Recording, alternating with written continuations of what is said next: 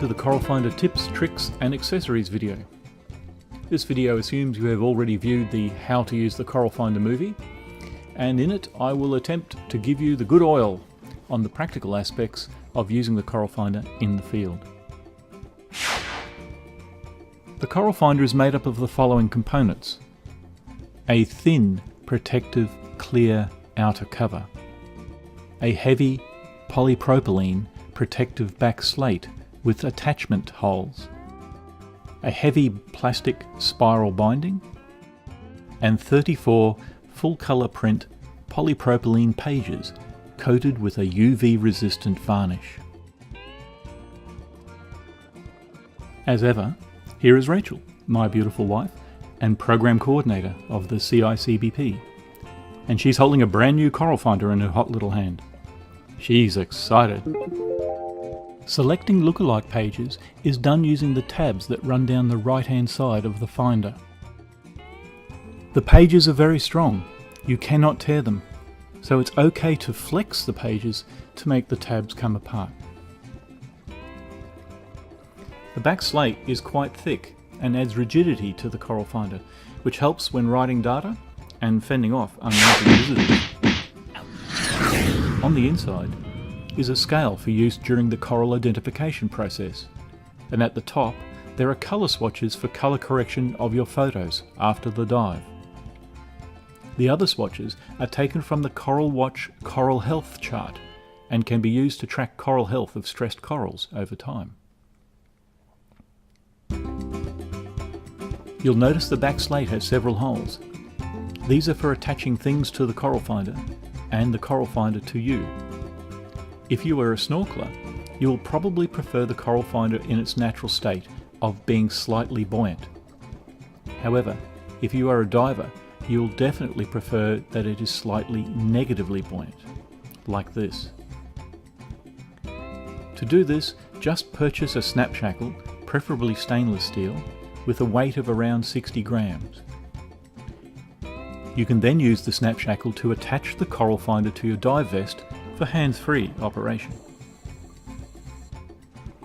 A really useful thing to do is to carry a large rubber band on your wrist.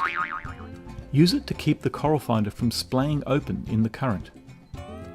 Also, by keeping the Coral Finder closed when not in use, the front and back covers ensure it is fully protected from scratching. With the shackle attaching your Coral Finder to your dive vest and the rubber band holding it closed and protected, you can go about the entire dive without even noticing the Coral Finder is there as it trails along in your wake. Incredible.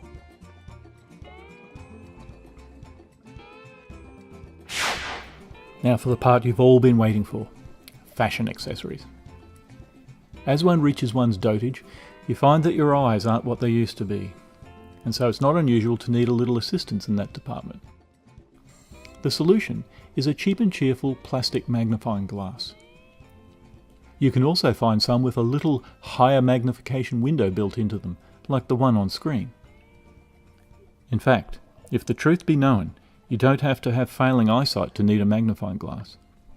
If you are really serious about learning your corals, a magnifier will let you both see and understand more about the features of the corals and how they relate to the Coral Finder.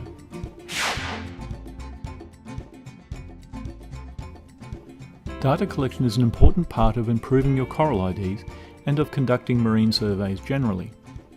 The Coral Finder is well set up to do this, especially if you take along a pencil. A good option is the all-plastic clutch pencil. Again, make sure it's cheap and cheerful.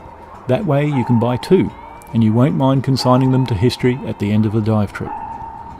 Now you can write directly on the slate that is the back of the Coral Finder, or you can do what the pros do. Attach a piece of underwater paper, which you can then take home to wash and file, or transcribe and erase. I will be covering data collection as it relates to coral surveys in more detail in another movie. Colour correction and scale information are also well facilitated by the Coral Finder. Checking the true scale of the coral you're interviewing is the very first thing you should do using the scale bar provided inside the back cover. The correct way to measure up a coral will also be covered in a later video. If you are taking photos of corals, always take one with the colour swatches and scale bar included. After the dive, you can use image editing software like Photoshop to set the white or mid-grey point for colour correction of your images.